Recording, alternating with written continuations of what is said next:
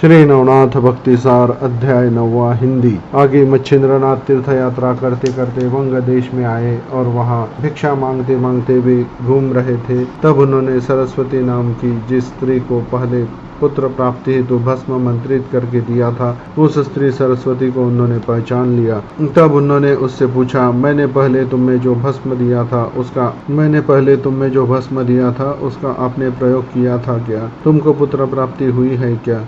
यह सुनकर वह स्त्री बोली, मेरी तरफ से गलती हो गई, मैंने वह भस्म सामने के ढिगारे के ऊपर डाल दिया था। यह जानते ही मच्छिंद्रनाथ ढिगारे के सामने जाकर बोले, गोरक्षनाथ, तुम 12 वर्ष से इस ढिगारे में रहे हो, अब मैं तुम्हें बुला रहा हूँ, तुम बाहर आओ। यह बोलते ही उस ढिगारे के अंदर से एक 12 साल का बालक बाहर आया। यह देखकर भस्म फेंकने के कारण सरस्वती को पश्चाताप हो गया और वह रोने लगी। तब मच्छिंद्रनाथ ने सरस्वती को समझाया और बोले, अभी तुम यहाँ से जाओ, अन्यथा मैं तुम्हें श्राप दे दूंगा। यह सुनते ही वह स्त्री चली गई और मच्छिंद्रनाथ भी गोरक्षनाथ को लेकर निकले। मच्छिंद्रनाथ ने गोरक्षनाथ को योग दीक्षा दी और दोनों भिक्षा मांग कर लेते और लोगों को उपदेश करने लगे। घूमते घूमते दोनों गुरु शिष्य कनकगिरी गांव में आए। वहां मच्छिंद्रनाथ ने गोरक्षनाथ को भिक्षा मांगने के लिए भेजा। गोरक्षनाथ महान गुरु भक्त थे। भिक्षा मांगते मांगते वह एक घर के सामने आए। उस घर में श्राद्ध का खाना था।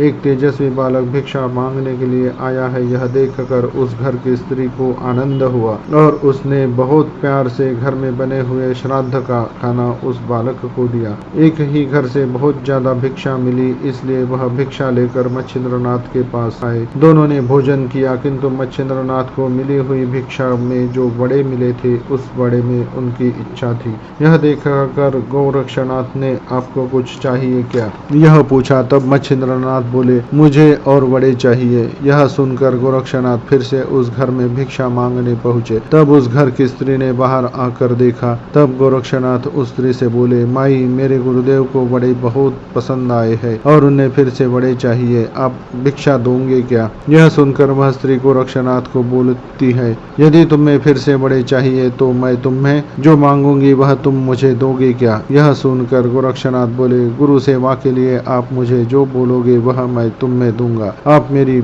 परीक्षा लो। यह सुनकर वह स्त्री बोली, मुझे तुम अपनी एक आंख निकाल कर दो। यह सुनते ही गोरक्षनाथ ने अपनी एक आंख निकाल कर दी। यह देखकर उस स्त्री ने तुरंत गोरक्षनाथ को बड़े दिए और बोली, मुझे तुम्हारी आंख नहीं चाहिए, वह तुम लेकर जाओ, नहीं तो मेरे घर के लोग मुझे डांटेंगे। गोरक्षनाथ बड़े और अपनी आंख लेकर मच्छिंद्रनाथ के पास वापस आए और मच्छिंद्रनाथ को बड़े दिए।